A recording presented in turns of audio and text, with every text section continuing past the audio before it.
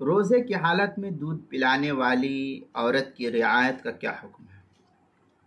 چنانچہ اگر کسی بچے کو دودھ پلانا کسی عورت کے ذمے ہے، روزہ رکھنے کی صورت میں بچے کا نقصان ہونا گمان غالب ہے، اس صورت میں روزہ نہ رکھنے کی گنجائش ہے، بعد میں قضا کر لے گی، وہ عورت کفارہ نہیں ہے اس کے ذمے۔